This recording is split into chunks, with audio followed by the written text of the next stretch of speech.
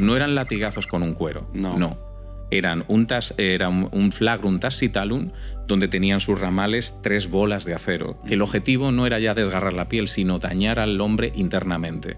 Era una cosa horrorosa. O sea, nadie vivía una flagelación, y si sobrevivías durabas unos días. Entonces, cuando él es flagelado... Mira, Jesús, los romanos, nuestro derecho penal se basa muchísimo en el de los romanos. Entonces Jesús recibe 2 condenas. Esto es el primer reo de la historia romana que también tiene este detalle. Recibe 2 condenas, la condena a flagelación, y cuando él sobrevive a la condena a flagelación y se presenta ante Pilatos, es cuando dicen otra vez, crucifícalo, porque ha quedado vivo.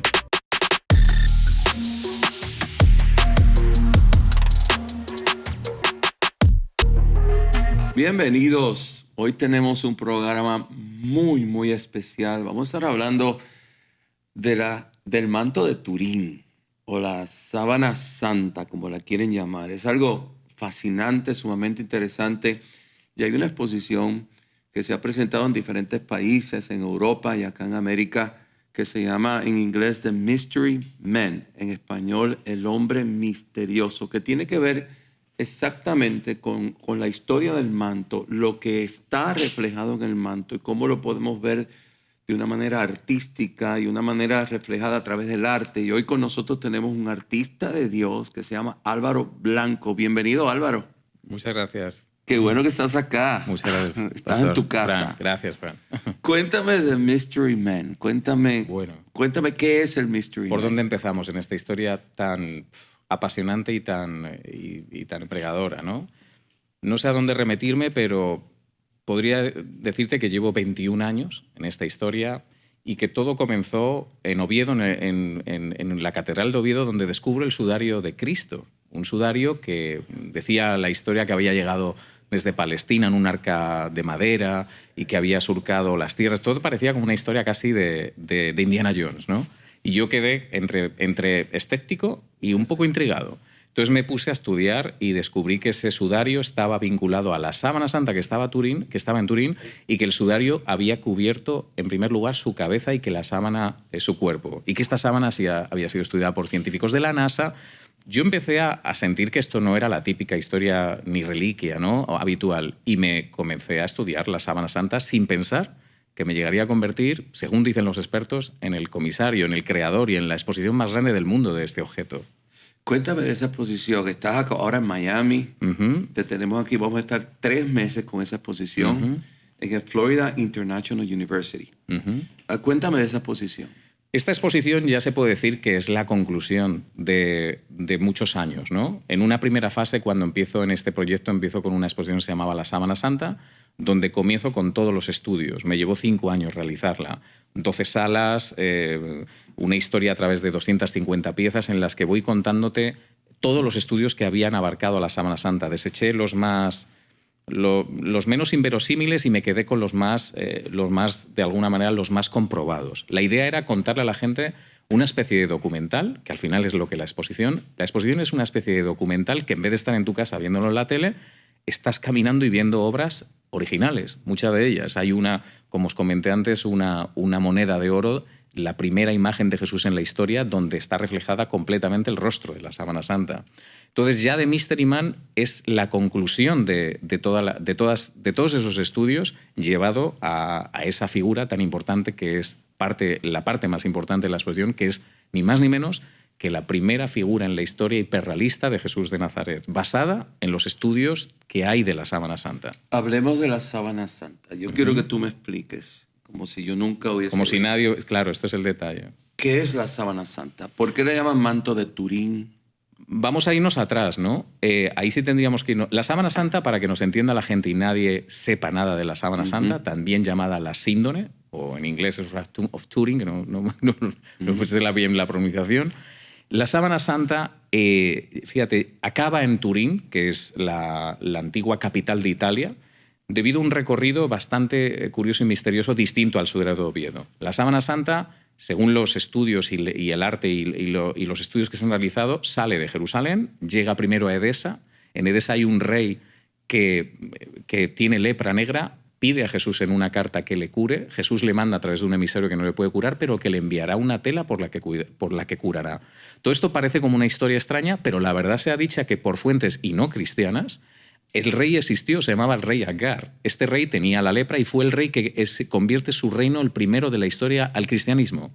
En el 550 declara totalmente la historia que aparece una tela que los cristianos la empiezan a llamar como el mandilión, un manto con la imagen de Cristo no hecho por el hombre. Esto lo colocan en su muralla y los persas intentan atacar y los persas hablan de que los cristianos tenían una imagen que les protegía ante las batallas, ¿no? Se comienza a popularizar la historia del mandilión y empieza a representarse ese Jesús que todos conocemos de pelo largo, nariz alargada, y empieza a surgir esa historia del mandilión. El mandilión llega... Es muy larga la historia, la exposición se cuenta, llega a Constantinopla. En Constantinopla, en la Cuarta Cruzada, es arrasada y los cruzados franceses se llevan las reliquias. Se las llevan a Francia y en Francia un caballero llamado Geoffroy de Charny, que aquí ya está documentado, dice que tiene la sábana santa que cubrió el cuerpo de Cristo y acaba en Turín. Muy rápidamente contado. Todo el arte en la cual vemos en las catedrales de Europa... Sí.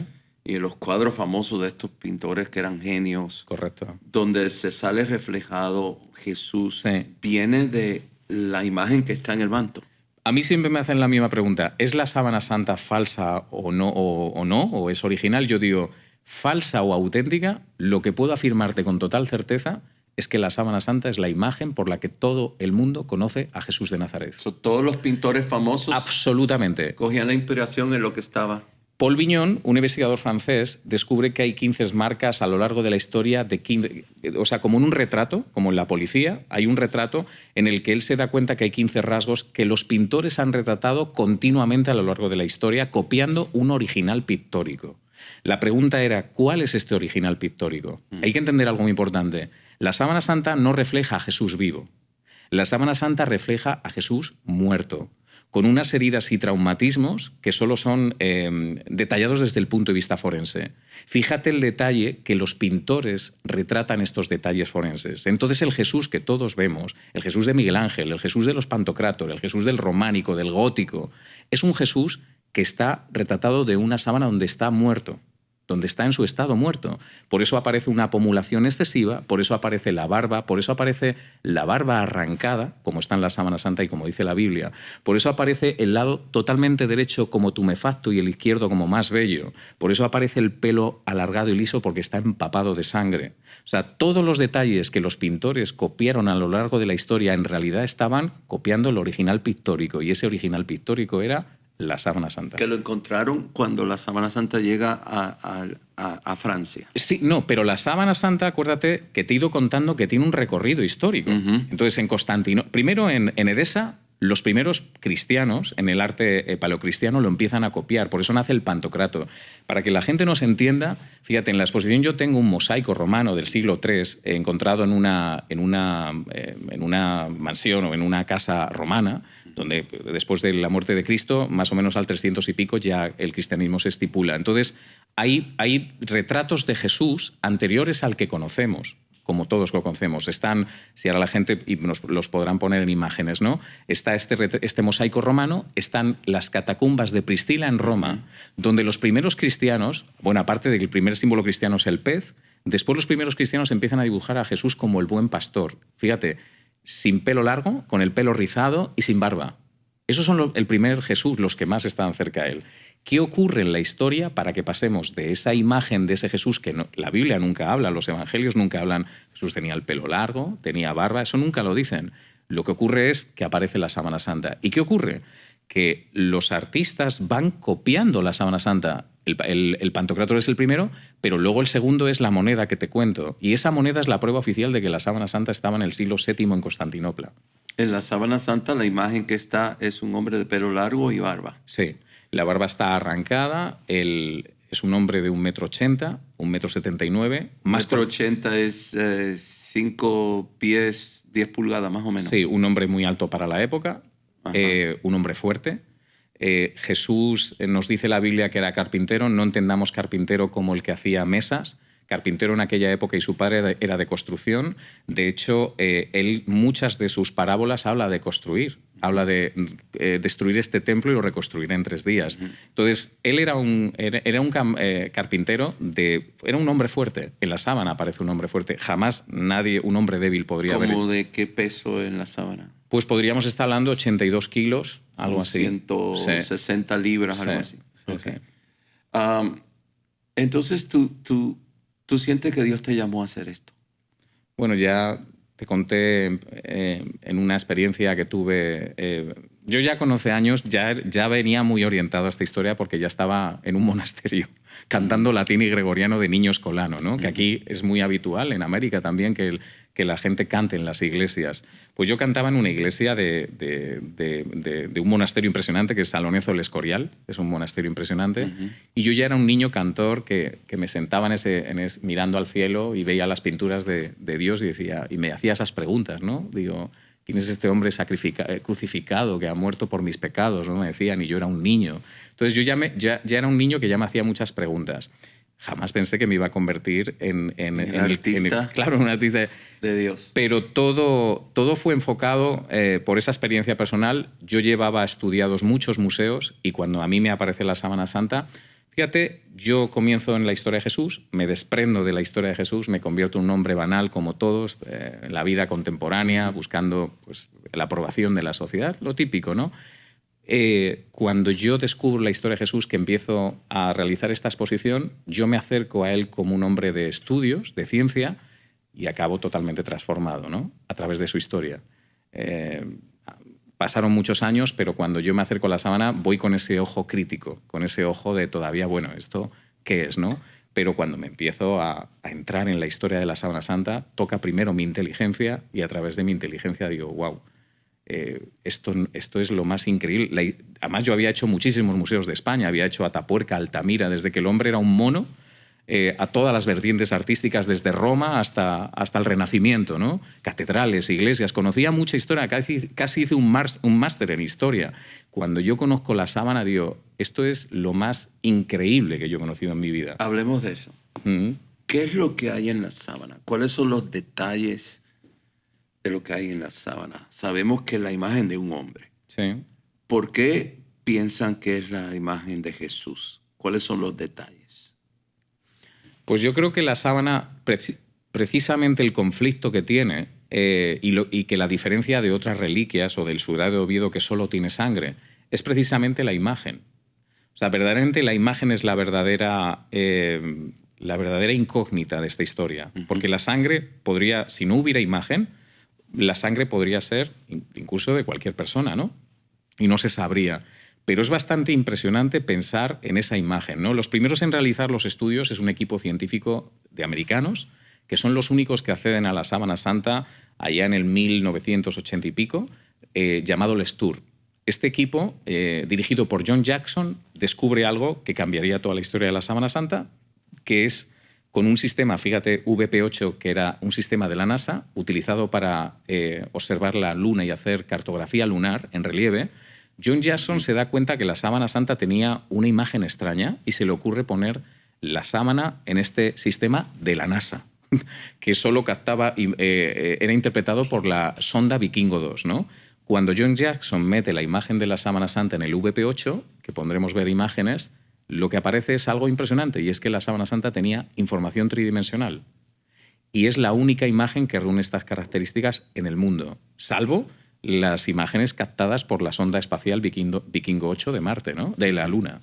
Entonces, esto ya dio lugar a un estudio. Él se da cuenta que aquí hay unas características científicas sobre la Sábana Santa y las más concretas son, bueno, durante 48 horas acceden a la Sábana Santa, que fue el único estudio que se permitió a los científicos, para responder 2 cuestiones fundamentales. Si la sangre era humana y cómo pudo formarse la imagen. Respecto a la sangre, la respuesta era sí. Concretamente, era humana del tipo AB. Pero respecto a la imagen y su formación, la respuesta, después de 150.000 horas de posteriores estudios y análisis, la respuesta de estos científicos fue sencillamente ninguna. ¿Por qué? No había tinte, no había pigmentos, no había direccionalidad de una mano, no había nada añadido. La imagen se había formado por una especie de deshidratación de la tela. O sea, lo que había formado la imagen había deshidratado la tela produciendo la imagen perfecta de un hombre que a características científicas reflejaba las 3 dimensiones y la más importante, la negatividad. O sea, la sábana santa es un negativo oculto. ¿Qué quiere decir esto? Que solo con un negativo puedes ver realmente la fotografía casi perfecta de Jesús de Nazaret, ¿no? Esto lo descubre Secundo Pía, esto sí, en el año 1898 con una cámara de madera de estas primerizas, ¿no? Que le acusaron, como siempre pasa en esta historia, de fraude, de que era algo falso, hasta que se demostró que era cierto. Entonces es una imagen tridimensional. Es una imagen tridimensional, solo por la parte de delante, todo el cuerpo. La parte de atrás no, porque estaba apoyada. Entonces, la parte de delante corresponde, la distancia de puntos es completamente coherente con el relieve de un hombre humano. En la sábana está la imagen del frente y de la espalda. Sí. En la espalda salen los latigazos. Sí, está totalmente... Los latigazos, lamentablemente, esa es la parte forense, que hablaremos si quieres ahora de ella. Son muchos los estudios que se han... Está la parte que hemos hablado de la pintura, está la parte científica y ahora está la parte forense. Distintos médicos... Antes de entrar a la parte forense, ¿cuántos estudios científicos ha tenido el manto? Simplemente los americanos que le permitieron los 48. En acceso presencial, solo los americanos. Y en acceso no presencial, ¿cuántos estudios ha tenido?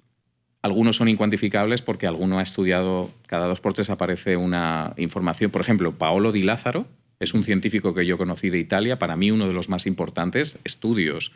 Él consiguió, Paolo Di Lázaro, del laboratorio ENEA, de las ciencias nucleares de las fuerzas de energía en Italia, consiguió algo impresionante, que es un trozo de 2 centímetros con las cualidades científicas y químicas que tiene la imagen de la sábana santa. Esto él lo consigue, yo estuve en su laboratorio con un láser excimer de $1,5 millones, con una potencia que necesita impresionante para poder activar el láser, y él consigue radiar con luces ultravioleta una tela y consigue reproducir, como te digo, 2 centímetros, ¿vale?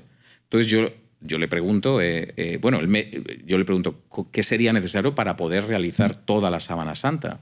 Y él me dice, para poder yo hacer toda la sábana santa con un láser, necesitaría 1.500 láser como los que estás viendo, con una potencia de 2 centrales nucleares que los alimentaran, y podría radiar una tela con la imagen que ves de la sábana santa a nivel de tamaño, pero no de imagen, que está discriminada, mientras unos hilos están, formando esa imagen de Jesús, ¿no? Eso es bastante... Entonces, la imagen es formada consecuencia de radiación. Es una especie de radiación. No es pintura, no es que un hombre lo pintó. No, la pintura está descartada, además por una prueba muy simple. La sábana santa, en toda esta historia que es muy larga, en el año 1525 está en una iglesia, en la iglesia de Chambier, de los duques de Saboya, futuros reyes de Italia, y la guardaban en una urna de plata. Esa urna se empieza a quemar la iglesia y la urna se empieza a derretir. Fíjate qué cosa más loca.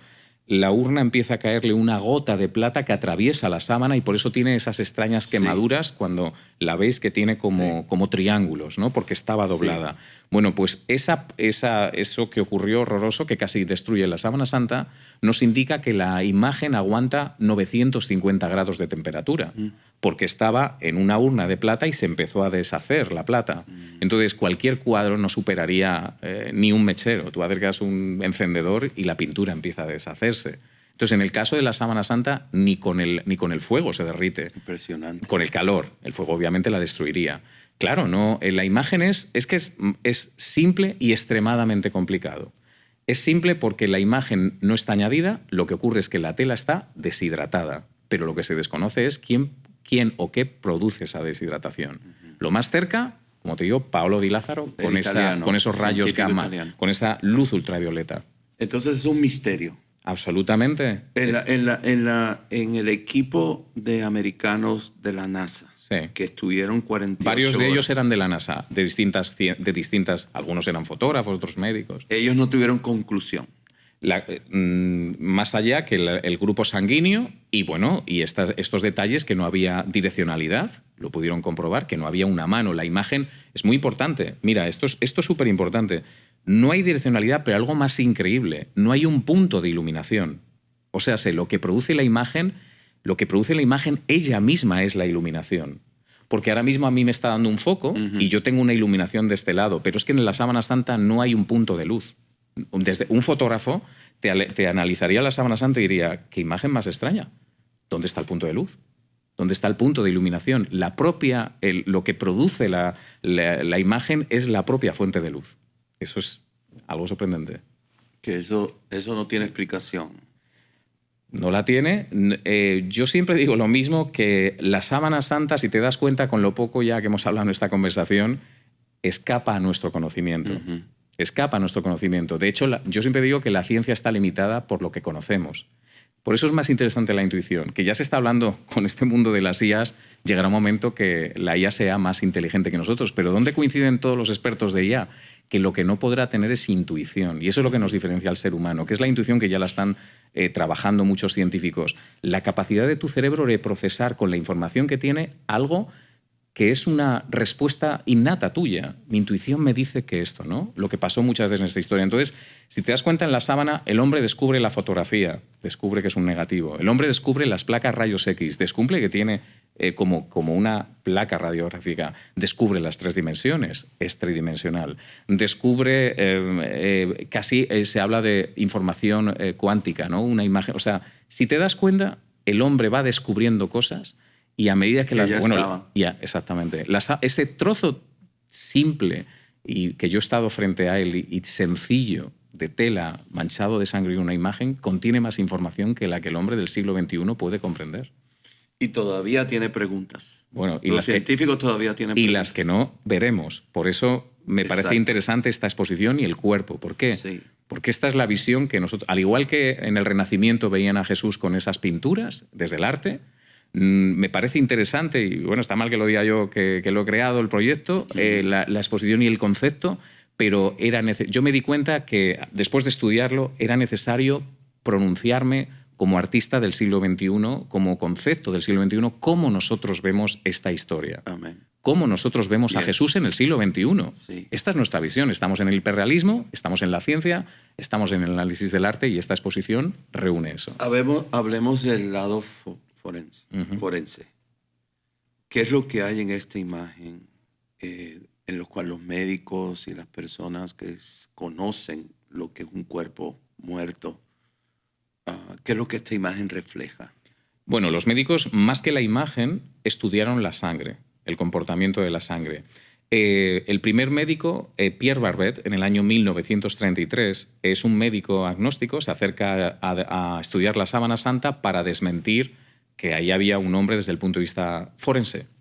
Y cuando se acerca a descubrirle, descubre algo más impresionante, que no es que era falsa, sino que verdaderamente había un hombre que había sido muerto con unas características que incluso el arte se había equivocado a reflejar a Jesús. Muy brevemente, Jesús ha sido representado con los clavos en las manos. Pierre Barbet hace unas pruebas que hoy serían impensables, que es con hombres muertos, con cadáveres. Los crucifica y descubre que la única manera de crucificar a un hombre era con los clavos en los huesos de las muñecas, ¿no? Entre la estructura metacarpiana. Y aparte descubre con brazos denominados vivos, recién amputados, que la flexión, se produce una flexión al clavar el clavo, ¿no? Esa flexión que está en la sábana santa de esos dedos con esa posición. Bueno, Pierre Barbet hace un libro impresionante sobre el estudio forense, el comportamiento de la sangre arterial, venal, distintos comportamientos. O sea, certifica que la sábana no solo era, desde el punto de vista forense, correcta, solo la podía haber producido un hombre, sino que contenía estudios del comportamiento y circulación del cuerpo que no habían sido descubiertos por el hombre hacía 100 años, ¿no? A partir del descubrimiento del negativo, muchos médicos han estudiado la sábana santa y han publicado infinidad de libros, ¿no? Yo no soy médico, yo me dedico a recopilar y a leer toda esa información y a aportarla. Entonces, lo que hago en la exposición y en el propio cuerpo es, en esencia, aunque algunos médicos estén en contra de si la herida esta del brazo izquierdo está un poco más arriba, un poco más abajo, todos coinciden en una serie de puntos y traumatismos. ¿Vale? Es como si hubiéramos sometido a la sábana a un informe forense ante 100 doctores. Aunque algunos diferencien sobre algún detalle, todos coinciden en puntos determinantes de la muerte. Estamos ante un hombre donde es clarísimamente el comportamiento de un rigor mortis, donde aparece con el pecho totalmente contraído, que esto llama mucho la atención a la gente, porque ese Jesús, porque la figura tiene el pecho como saliente, como si estuviera fuerte. No, no, ese pecho está contraído porque se ha pasado mucho tiempo en una cruz, se ha pasado tiempo llevando el patíbulum que llevaba el travesaño y ha producido una especie, y Jesús era fuerte, ha producido una especie de tensión muscular que luego cuando llega a la cruz está muy pronunciada, ese músculo está tremendamente usado. Y si yo te señalo esto y tú empiezas a ver el negativo en la sábana santa, te das cuenta de que el pecho está contraído y hacia adelante, ¿vale? Eso es una característica. Otra importante, la cabeza flexionada, levantada hacia adelante. Si lo pones en posición así, todo el mundo dice, ves el de Mystery Man y dices, ¿pero qué posición es esta? Esto es como falso, ¿no? Parece que le han puesto una almohada. Es que ese hombre muere en una cruz. Entonces, al morir en una cruz, la cabeza está hacia adelante, queda con esa cabeza hacia adelante, y los brazos son llevados a esa posición para el enterramiento, donde quedan en esa posición de semiflexión. No están como levitando del rigos mortis, por eso están con esta posición que me ves así, ¿no? Pecho contraído y brazos semilevantados. El comportamiento de la sangre tampoco se entiende. ¿Por qué la sangre está en un cuerpo que está tumbado, está corriendo hacia arriba? Pues porque no estaba en esa posición cuando muere, estaba en esta posición. Concretamente en esta. El brazo derecho estaba hacia la derecha, que hay una, lo veréis en la sábana, la sangre está como brotada, pero en este está caída totalmente hacia abajo en una posición de 65 grados. Esta es casi la posición de muerte de Jesús en la sábana santa, que nos la cuenta perfectamente. Hay claras muestras de una crucifixión inevitable, no es un ahorcado, no es una persona que haya sufrido una muerte por ahorcamiento porque hay sangre en la boca. Hay señales clarísimas de una crucifixión compatible con una crucifixión romana y, como no, hay señales evidentes de una flagelación realizada por dos hombres colocados a 65, 1,65 m de distancia, y a 65 centímetros cambiaban, en la que han producido más de 600 heridas. No solo en la espalda, que es brutal la espalda, a más terriblemente cuando está haciendo la figura, te das cuenta, es brutal, Fran, porque estos hombres que hicieron este destrozo con Jesús, es una locura, golpeaban repetidamente en el mismo punto. Yeah. ¿Sabes? No es, o sea, te das cuenta cuando estás haciendo los golpes y los estás señalando que el golpe está repetido. ¿Sabes? El golpe está repetido al lado, como que la flagelación tuvo que ser un golpe y el siguiente buscando el mismo lugar. La espalda, los glúteos, dan en el pecho, dan en las propias piernas, daban por detrás, porque Jesús es flagelado en una posición encorvado, desnudo. Es una brutalidad. ¿Cómo puede aguantar esa flagelación y después esa crucifixión? Según los médicos, muere de extremo dolor, un paro cardíaco, obviamente. Cuando el romano, cuando muere, que muere para lo que era una crucifixión relativamente pronto, le llama la atención. ¿Por qué? Porque los crucificados, el objetivo era que pasaran varios días. Entonces, cuando ve que muere muy, muy rápido, es cuando comprueba con la lanza que estaba muerto. Y cuando clava la lanza, entre la quinta y la sexta costilla, lo atraviesa. En la sábana está atravesado. Se produce un derrame de edema pulmonar, que la Biblia dice, y brotó agua y sangre. Pues la sábana nos enseña su agua y su sangre, está ahí. Ya la herida la ves clarísimamente, como la herida ya no hay vida. Es una sangre post-mortem. Brota libremente derramada de sangre, ¿no? Derramando toda su sangre. Y, en ese momento empieza a brotar sangre por la boca y le colocan el sudario, que es el sudario que te he dicho al principio de Oviedo, que se contiene la sangre de la cabeza, concretamente de la boca, y que tiene 35 puntos de concordancia con la sábana santa de la sangre. Una muerte terrible, absolutamente terrible. En el sudario, en la sábana hay sangre por todos lados. En la sábana hay sangre por todos los lados. El cuerpo de Jesús estaba tremendamente encharcado de sangre. En The Mystery Man, lo que hay que entender es que hay otro comportamiento. O sea, en la cruz tenía que estar muy encharcado de sangre. Al ser bajado y colocarle la sábana, esa sangre se traspasa al cuerpo y queda un poco limpio. No lo podemos saber porque volvemos al mismo. El verdadero punto, para mí, aquí hablamos mucho de la imagen, es casi La imagen, la prueba de la resurrección de Cristo, claro, este es el verdadero problema para muchos de la sábana santa. La imagen nos está diciendo que ahí ocurre algo extraño, ¿no? Y por eso es el debate. Pero es que la sangre es lo verdaderamente extraño. Tú no puedes cubrir el cuerpo de un hombre. Yo siempre digo este ejemplo, ¿no? Podríamos falsificar la sábana santa. Yo agarro a un hombre en el siglo XIII, XII o XI y quiero hacer la sábana santa, lo flagelo, como en la Biblia, le pongo un casco de espinas, lo crucifico, le clavo una lanzada y cuando lo tengo muerto lo pongo en una sábana y lo pongo encima, ¿no? Y tendría la sangre perfectamente y el cuerpo de un hombre con una muerte como la de Jesús. ¿Dónde está el problema? El problema está en cómo retiro ese cuerpo para que la sangre queda totalmente intacta. Eso es un punto muy importante. Absolutamente. Es que la sangre de Cristo es la propia prueba de que su cuerpo desaparece. Porque no hay manera física ni química de desaparecer el cuerpo. Según el manto, Sí. el cuerpo desaparece, pero la sangre se queda. Correcto. Sí. Entonces, el momento en el que hace esa transfusión de sangre, el cuerpo hace para mí dos transfusiones, la sangre y la imagen. El motivo para mí siempre será para todos será una... Pero mira, conociendo la historia de Jesús, el que haya leído los evangelios se da cuenta que él tenía todo previsto, todo. Su historia, cómo llega, cómo elige a los apóstoles, cómo se acerca a la samaritana, cómo elige a los apóstoles, cómo todas sus historias parecen una película, obviamente de la que se han hecho muchas películas. Todo intencionado. Todo intencionado. A mí no me falla de la historia que él nos hubiera dejado una prueba impresionante de su sacrificio con su sangre. Tú llevas 15 años trabajando con el manto.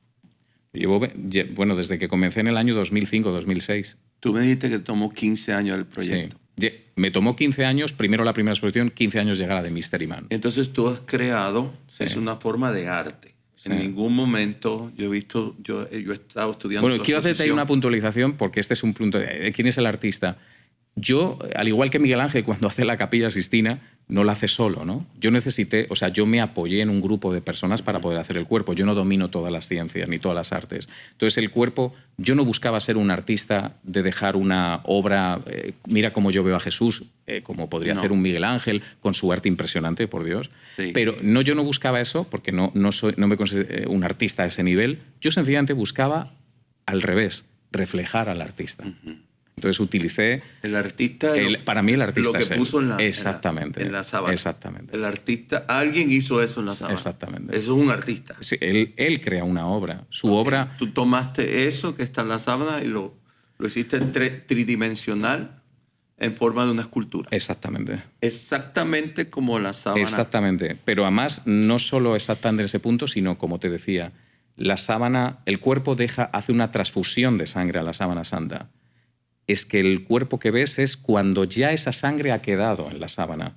Cuando veis el cuerpo, la sangre está como de alguna manera reseca, pero intacta otra vez. Está en su lugar. Está en todos los puntos donde está la sábana santa.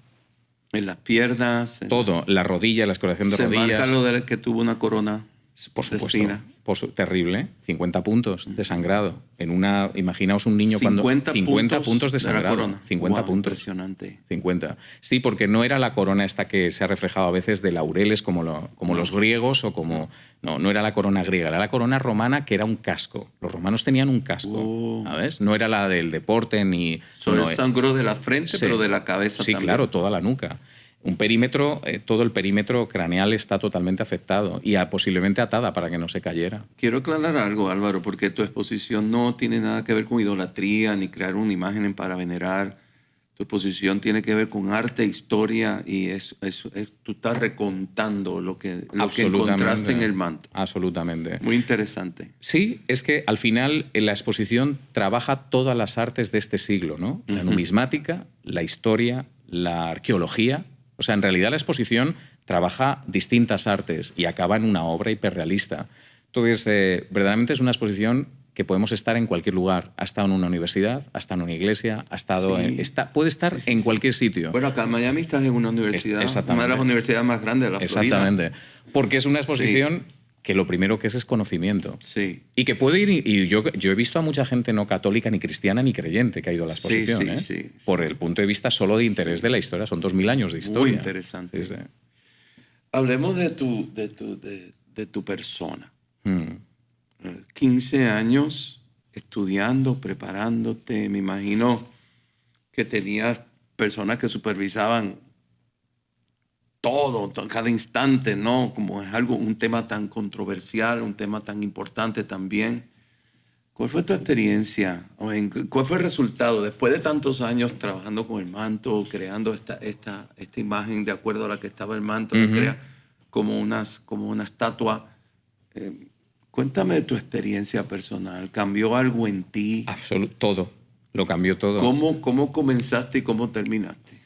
Pues comienzo como un hombre que buscaba realizar una exposición como había hecho otras, que me llamaba la atención porque me parecía muy interesante la historia y había hecho exposiciones de artistas como Picasso, Velázquez o de, como te decía, de Altamira, de Atapuerca, de catedrales, de distintas artes. Y de repente me encuentro con esta historia que reunía muchísimas artes y me parece lo más interesante, ¿no?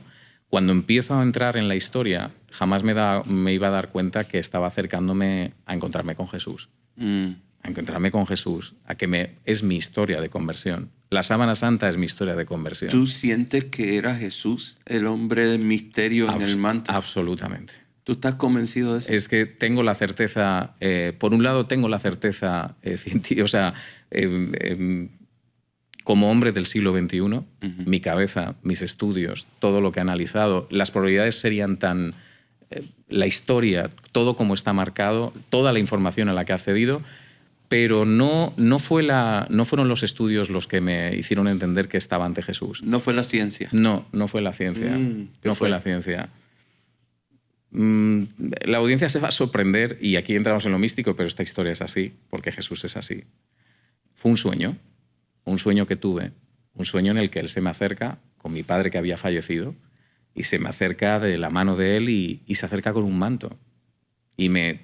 Y yo le digo, porque la exposición te estoy hablando año 2008, 2009, no se me daba la ambición que yo tenía de hacer. Ya me volví casi loco, ¿no? Para hacer esas... Empecé aquello que iba a ser una sábana con un cuerpo, empecé ya... No, cuando yo me di cuenta de la envergadura, es casi como el arca de Noé, ¿no? Digo, ¿dónde me he metido? Era casi el arca de Noé ya. Se me hizo tremendamente duro llegar a la primera exposición, muy duro. Y estaba desolado. Y él se me acerca en un sueño con mi padre que había muerto recientemente, pero a mí lo primero que me ayuda a esta historia es a aceptar la muerte de mi padre y a entender que lo voy a ver pronto. Lo que no pensaba es que lo iba a ver tan pronto, porque se me acerca con Jesús y se me acerca con Él y yo le digo, ¿acaso no te gusta lo que estoy haciendo? Y entonces él me llama por mi nombre, que esto es curioso, me dice, Álvaro, sigue adelante. Y me tapa con una sábana, me cubre con el manto mismo que él llevaba. Y no era ese Jesús que nos han enseñado mayorcete y que está débil. No, era un hombre fuerte, con una mirada tremendamente bondadosa. ¡Wow! Pues al día siguiente, Fran, al día siguiente a las 12 de la mañana me llamaron que se aprobaba la exposición. Esa misma, era un sueño como de estos que tienes que no sabes si estás dormido. Yo me desperté, impactado. Y a las 12 me llamaron, se aprueba la exposición. Eso. Y a partir de ese momento, aquí estoy a una velocidad de crucero impresionante con esta historia. Bueno, bíblicamente Dios habla a través de los sueños también. Bueno, hablé con una persona que controla bastantes sueños y me dijo que sepas que es un sueño difícil y de mucha fuerza, porque Jesús nos aparece.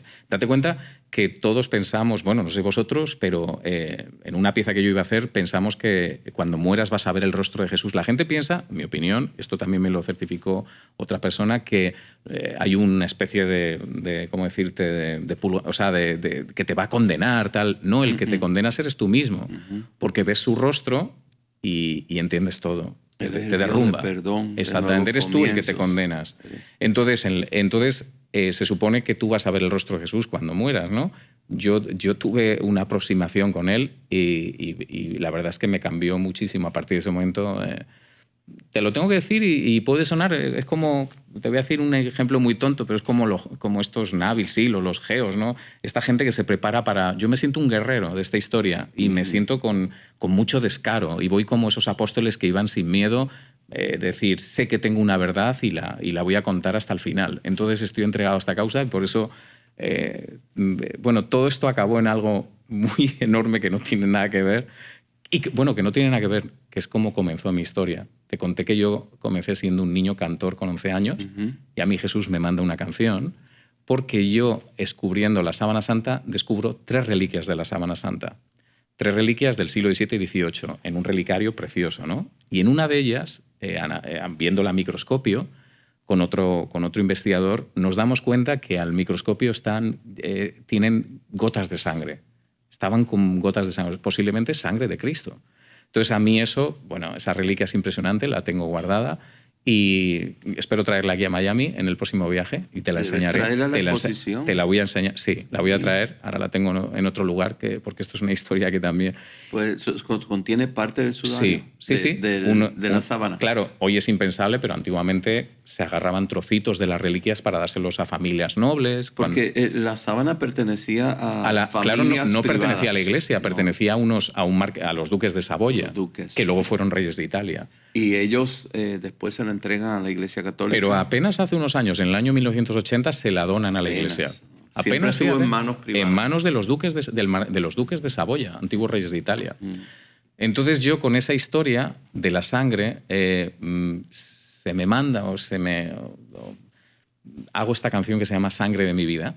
Sangre de mi vida, luz que habita en ti, que los ojos de tu rostro se desborden sobre mí, rompes mis cadenas que yo mismo construí. Este mundo me condena y tú me salvas de morir. Se me manda, pero así. Esa está en todas las plataformas, ¿no? La lancé hace 5 días. Álvaro Blanco, búsquela por Álvaro Blanco. Sí, _, bueno, luego lo ponéis. Tú decías que se supone que cuando uno muera vea el rostro de Jesús. Pero en verdad lo que se supone es que antes de tu morir te entregues a Jesús. Pongas a Jesús como Señor y Salvador. Es la decisión más importante, Álvaro. Y yo creo que ese es el llamado tuyo. Yo creo que Dios te está usando tu arte para evangelizar. Sí. ¿Cuántas personas han ido a tus exposiciones? Cientos de miles. No, 1.800.000. Ok, de ese 1.800.000. De Sábana Santa y de Mystery Man. Y alucinarías, te sorprenderías con las cosas que he leído en el libro de visitas. Hasta un niño fue sorprendente, puso: Jesús, no sé si eres tú o no el que sufrió aquí, pero estoy contigo. O sea, unas cosas, muchísima gente entregada. ¿Tú sientes que Dios te está usando como un evangelista? Pues sí, lo pienso. Pues es que personas están descubriendo a Jesús a través de estas exposiciones. Por supuesto. Más de 1.800.000. Por supuesto. 1.800.000 personas han ido. Sí. Y aquí en Miami hay mucha gente también. Sí. Aquí yo pienso que es un lugar... mira que cuando hice el de Mystery Man, un sacerdote me dijo: no me gusta, no es latín. Me digo, no me gusta porque no es latín. Le dije: mire, padre, le voy a decir una cosa. Si Jesús volviera a la tierra otra vez y se fuera directo a predicar, iría directo a Nueva York. A Nueva York. Claro, porque es el centro, claro. Igual que en su momento Roma era Jerusalén, en su momento seguro que Nueva York sería un epicentro claro para Jesús para predicar. Entonces me parecía interesante el nombre de Mystery Man, porque fíjate que cuando salimos con la exposición que se estrenó en Salamanca, en mi ciudad, fíjate que yo tuve el cuerpo guardado 8 años en mi casa. Es muy fuerte. Yo creo la sábana, luego creo el cuerpo, y el cuerpo lo aguanto 8 años hasta preparar toda la historia que quería armar. Hay que llenarse de mucha paciencia en esta historia. Una exposición completa, no solamente el cuerpo, sino una exposición completa. Una visión, Fran. Ya verás cuando vayas a la exposición, hay un videomapping en el que te cuento una visión de la duda del hombre, que es que esto es una duda. Si fuera una evidencia ya no habría juego en esta historia, todos estaríamos, la evidencia es el cielo. Pero no lo han probado sí, pero no lo han probado no tampoco. No, claro. No han podido probar que no es. No es al revés. Ningún científico, nadie, ningún pintor, o sea, nadie ha podido replicar la Sábana Santa. Ya con eso sería algo impresionante. No cabe duda decir, Álvaro, que quien creó esa imagen, ese arte con sangre humana, era un genio lo que creó. Pues fíjate que el hombre, te doy un detalle, que los artistas no empiezan a utilizar los lienzos para pintar hasta el siglo XIV. 1400 Quédate con ese detalle. Después. Sí, no. ¿Y sabes qué ocurre? Que la sábana aparece en Europa en el 1353. O sea, los pintores pintaban... Absolutamente. Se inspiraron en la Sábana Santa para empezar a pintar en una tela. O sea, yo siempre digo que la Sábana Santa, antes de cualquier cosa, es una obra de arte. Lo es. Es que es una obra de arte. Es Tú una le dices obra a un de niño, arte. mira la sábana santa y te dirá que es una tela en la que aparece Sí. un hombre. Entonces, si tú ves la sábana santa, el primer comportamiento que vas a tener sin que nadie te contamine de la historia es que estás viendo un lienzo con una imagen grabada abstracta. Demasiado detalle. Entonces estás ante una Demasiado obra. perfecta. Estás ante una obra artística. Y yo ya llego a un momento que te digo al final, ya no juzgues la sábana santa. Mírala y dime qué sientes. Sí. Es el punto en el que yo... Mira, a mí me encanta ir a los museos y hemos estado en el museo, hemos visto la Mona Lisa, hemos visto la estatua del Rey David, arte que me ha impresionado. Cuando yo veo la historia de la Sábana Santa, yo veo eso. Sí. Yo veo un artista Totalmente. que es un genio, es una obra de arte impresionante. pero ¿sabes por qué es un Ahora, genio? el misterio es sí. ¿Por qué? Pero ¿sabes por qué es un genio? Sí. Porque qué interesante podría ser tener un debate con... Tú sabes que el mundo del artista mueve mucho, un mundo muy snob, ¿no? Gente que piensa que siente una sensación de que está elevada, Picasso, Velázquez, todos estos, ¿no? Fíjate, yo les reto a todos ellos. Yo les reto con la Sábana Santa. Que me diga alguien a qué arte pertenece la Sábana Santa. No, es única. Pues sabes que yo solo encontré un arte en el mundo que se parece a la Sábana Santa. O sea, tú me agarras un Picasso y te viene del cubismo, viene primero de las técnicas que utilizó y de la pintura que aprendió en La Coruña, sus años de estudios en Madrid. O sea, hay una... Tú de Picasso puedes tirar, de Velázquez puedes tirar, de Miguel Ángel puedes de sus... Pero ¿de quién tiras de la Sábana Santa? Te vas a quedar sorprendido. El único elemento artísticamente en una vertiente artística, como arte, no estamos hablando como Jesús, nada, como una... que se parece a la Sábana Santa, lo encontré haciendo en España, algo que la gente, alguno conocerá, es muy raro, se llaman las cuevas de Altamira. Las cuevas de Altamira son unas pinturas que encuentra Marcelino Santaolalla allá en el 1800 y pico, va con su hija y entran en una cueva y de repente dice la niña, papá, son bueyes, y dice, no, son bisontes. ¿Bisontes en España?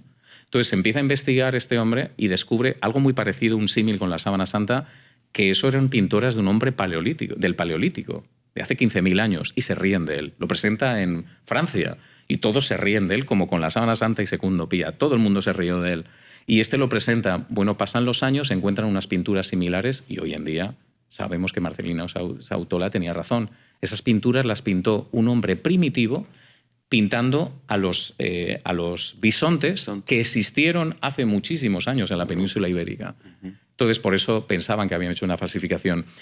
El trabajo que hace ese hombre en la cueva de Altamira, esa tridimensionalidad, porque el grabado, el fauvismo que hay, que después lo copian todos los pintores franceses en el siglo XX, a principios del siglo XX, fíjate que tiene ese sentimiento primigenio que tiene la Sábana Santa, que es un arte creado sin movimiento artístico. El artista que crea Altamira no estaba mirando nada. No tenía un arte original, era primigenio, era primitivo, era un hombre de las cavernas, supuestamente de las cavernas, lejos de todo eso. Yo estuve con la persona que estudió Altamira y me dijo, wow, era como el Velázquez de su tiempo. Pintó todos los bueyes, aprovechó la estructura, hizo la primera instalación artística de la historia, de la que Picasso llega a Altamira y dice, a partir de aquí el arte es decadencia. Entonces, sí, hasta el mismo Picasso, todos copiaron en las cuevas de Altamira. Por eso el arte cambia en el París, como te digo, de principios de siglo. En el caso de la sábana, yo veo ese aspecto primitivo. La Sábana Santa tiene un comportamiento primigenio, no corresponde a un arte. Por eso no se ha tratado mucho como un artista, cuando para mí es el mayor artista que ha habido en la historia, ¿no? Lo es. Y la radiación. Pues qué increíble que utiliza dos elementos. Bueno, es que cuando la llevas al punto del arte, Fran, empiezan unas preguntas impresionantes. Porque si entramos... Es que el arte es bonito, porque el arte entra en el sentimiento, en la emoción. Es un lenguaje de comunicación. Exactamente, es un lenguaje como el de la música. Sí. Es un lenguaje que ya no nos va a hacer discutir. No. La ciencia discuten, dos hombres discuten hablando de ciencia, o de política, ¿no? En el arte hablamos de sentimientos. ¿Qué te hace sentir a ti? A que yo no discuto tus sentimientos. Tú no discutes los míos. Los dos miramos la obra. ¿Qué sientes tú? ¿Qué estás sintiendo yo? Entonces, cuando empiezas a mirar la sábana, y yo empecé a hacer un relato, que lo cuento en The Mystery Man, y digo, empiezas a ver la sábana como una obra de arte. ¿Y qué empiezas a ver? Lo más impresionante, ¿sabes qué te das cuenta? Que él crea esa obra con su propio cuerpo y con su propia sangre. Impresionante. Y que tú podrías copiar un Velázquez. Y tú puedes copiar un Picasso, y de hecho hay muchas obras falsificadas en muchísimos museos del mundo, pero jamás podrías repetir la sábana santa. ¿Por qué?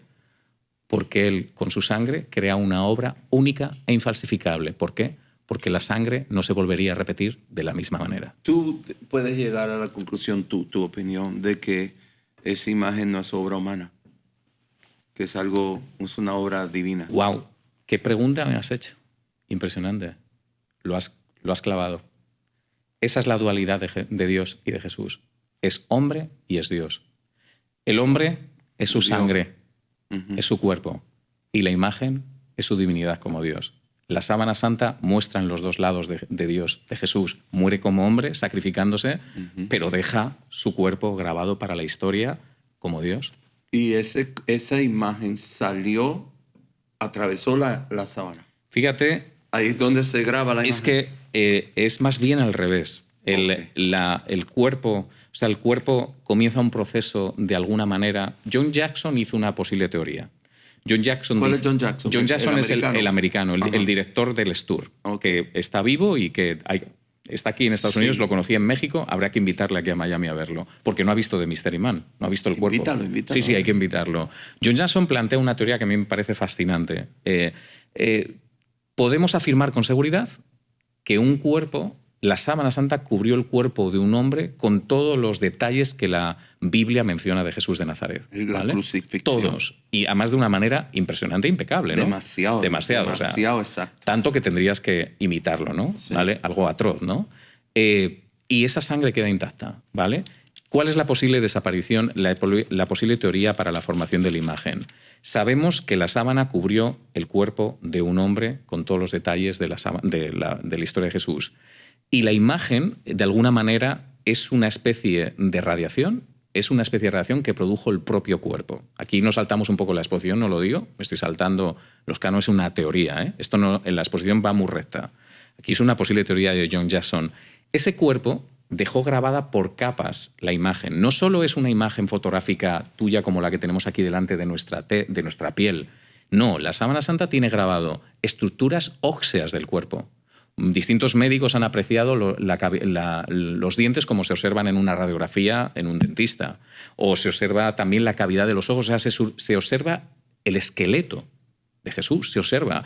Es como si el cuerpo hubiera ido dejando fijadas distintas capas en la sábana y la sábana se fue tragando al cuerpo. Todo esto en una fracción de 0,4 milésimas de segundo. Impresionante. Con un ligero desplazamiento hacia la izquierda. O sea, la sábana se va comiendo el cuerpo porque desaparece y deja esa imagen en 0,4 ¿Por qué milésimas hacia la de segundo. izquierda? ¿Qué significa eso? Porque cae por la gravedad, cae hacia la izquierda. La sábana, al desaparecer el cuerpo, la sábana al desaparecer el cuerpo hace una caída leve hacia la izquierda, no hacia la derecha, como hace una caída leve hacia la izquierda. De hecho, sangre e imagen no son exactamente del todo compatibles. Están en el mismo lugar. Las produce un cuerpo, pero no están exactamente, obviamente no están, porque hay una desviación. La sangre se forma antes que la imagen. La sangre se forma antes que la imagen. Es tan interesante, tenemos que ir a la exposición. Obviamente el resultado de todo esto es ese cuerpo hiperrealista. Cuando tú ves la lista, o sea, el libro de las visitas, ¿qué testimonio, aparte del niño, qué testimonio ha tocado más tu corazón que tú dices, valió la pena estos 15 años de trabajos? Bueno, los testimonios más fuertes que yo he visto ha sido en las visitas, cuando yo he llevado a alguien. Yo creo que la obra la podré haber visto 150 veces o 500 veces y yo te diría que cada vez que voy con alguien veo una obra distinta, porque se manifiesta con lo que yo siento, porque sientes lo que ocurre ahí, ¿no? Entonces, ha habido testimonios impresionantes, pero te diría que me quedo con una cosa que me pasó en Guanajuato, en México. Te lo digo en serio. Ahora a ver si me voy a poner a llorar aquí. No hay problema. No, tenía una visita allí de unas mujeres que me has dicho tú que en tu podcast tienes muchísimas mujeres. tenía yo una visita de una especie de asociación de empresarias de México y se habían reunido todas allí y me habían llamado para hacer una visita guiada. Entonces yo estaba esperando el coche que me venía a buscar en la Plaza de México, en Guanajuato. Estaba yo allí y de repente aparece un hombre. Yo esto, el que lo crea y el que no, no, porque esto es así, ¿no? Y aparece un hombre totalmente pobre, totalmente humillado, te lo digo en serio, despojado y como ciego, gritando así, pero muy suavemente, ayúdenme, por favor, ayúdenme. Como un mendigo, ¿no? Un mendigo, pero es que yo, te lo juro, yo le miré y vi a Jesús. Yo le miré y vi a Jesús. Entonces ese día, el mayor testimonio, te voy a contar, fue el mío. Entonces ese día, cuando yo llego allí y les cuento a todas la historia y llegamos al cuerpo y yo les digo, no, yo me pongo a llorar y digo, yo tengo que deciros, le tengo que decir a todas ustedes algo. Si este hombre no llega a venir aquí, no seríamos la mitad de lo que somos, porque este hombre nos dejó lo más grande que tenemos, que es la empatía humana. ¿Cómo sería el mundo, Fran, cuando él no estaba? ¿Cómo sería el mundo? ¿Cómo sería el mundo en esa Roma, en ese pasado, en esas culturas talayóticas, esas tribus? ¿Cómo sería el mundo antes de que él llegara? Y entonces yo pude ver, él nos dejó esa capacidad de amar al prójimo, que no existía antes. Yo vi en él a Jesús. Entonces, ¿cuántas veces vemos en alguien a Jesús, ¿no? Eso es lo que nos dejó él. Entonces, para mí eso me dejó esto, que él vino aquí para cambiarlo todo, para dejarnos... Entonces, cuando la gente se queja, yo digo, somos demasiado afortunados, somos privilegiados. ¿Tú te imaginas cómo era este mundo antes de que él llegara? O sea, pertenecemos a la era... Estamos en el año 2026, era de Jesús. Año 2026 después de su nacimiento. La época de la gracia. Exactamente. Entonces, para mí, eso fue cuando yo me vi su rostro otra vez. Digo, es que él nos dejó su historia para que le amáramos, pero sobre todo amáramos, siempre viéramos a Jesús en otros. Amén. Álvaro, qué bueno conocerte. Bueno, igual a ti. He aprendido mucho. Yo definitivamente veo la sábana, no queremos en ningún momento crear ningún tipo de controversia, ni discutir ningún tipo de teología, pero no cabe duda que es una obra de arte extraordinaria. La pregunta es, ¿quién es el autor? Exactamente. Yo es que no entro en el debate. Y me llama la atención que ni los equipos de científicos más importantes mundiales Sí. No pueden llegar a la conclusión quién es el autor. Exactamente. Tal vez Dios lo hizo intencionalmente. De dejar el misterio. Ese trapo tan sencillo de lino contiene más información de la que hoy nosotros podemos de la que sabemos, ¿no? Y vendrán otros, porque estamos en el siglo XXI, estamos en el año 2026, y yo he hecho esta exposición y he hecho este concepto, ¿no? Y vendrán otros 100 años después de nosotros y hablarán de nosotros. Dirán, mira estos, cómo veían a Jesús, lo que veían de él, y descubrirán nuevas cosas de la sábana santa. Impresionante. Descubrirán nuevas cosas de la sábana santa, Fran. Y hablarán Por eso esto es una historia que cuando tú estudias la sábana santa te das cuenta de que somos un hilo más de su historia. Somos un capítulo más de esta historia que va a ser, que llegará hasta el día en el que él vuelva. Definitivamente, hay un misterio ahí muy grande. Me encanta el título que le pusiste, The Mystery Man. Claro, cuando vas entendiendo al principio, parece la traducción, el hombre misterioso. No, es que es mucho más y es mucho más interpelativo de lo que parece. Sí. Es el misterio, es el hombre. Sí, hay cosas que no tienen explicaciones, es un misterio. Sí. Una pregunta, en la parte forense, yo me di cuenta que la imagen, las rodillas están hacia arriba. Sí. Tú hablaste del pecho hacia arriba, claro. Las manos. Claro. ¿Y por qué las rodillas están hacia arriba? Punto de crucifixión, el pie izquierdo. Por la posición. Claro, la posición de crucifixión. Las rodillas están arriba y escoriadas y rotas. Sufre una caída importante. En el manto salen las rodillas rotas. Sí, absolutamente. Las dos escoriadas y rotas, totalmente rotas. Sí.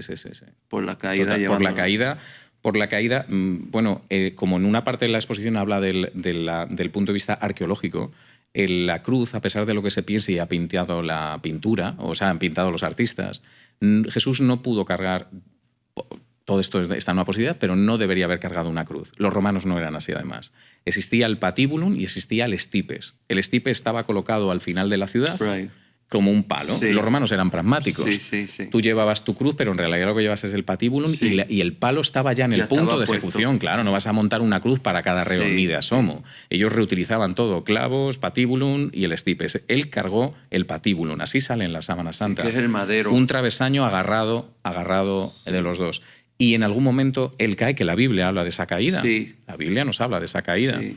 Y es ahí donde es muy probable que se produce la escoriación de las rodillas y, muy importante, la rotura de todo su lado derecho. Que eso golpea sin manos, golpea, cuando cae. Claro, golpea totalmente con el lado derecho y se desvía la nariz y se rompe la nariz. En el manto Está la todo. nariz está Cuando vengas te lo voy a enseñar. Eso es de lo más visualmente perfecto. O sea, el rostro en la sábana santa se ve esa tumefacción de una manera impresionante. O sea, impresionante en el negativo.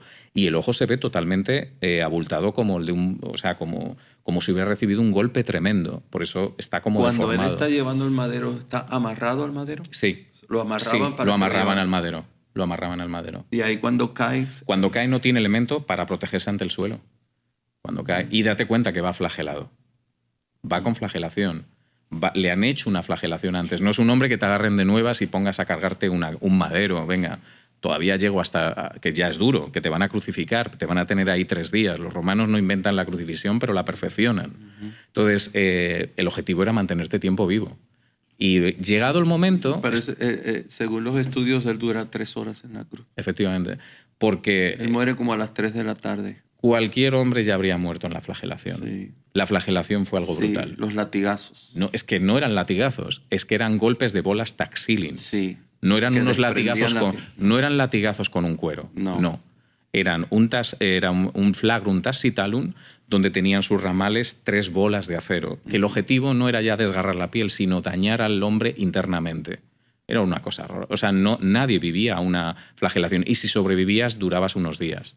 Entonces, cuando él es flagelado... Mira, Jesús, los romanos, nuestro derecho penal se basa muchísimo en el de los romanos. Entonces Jesús recibe 2 condenas. Esto es el primer reo de la historia romana que también tiene este detalle.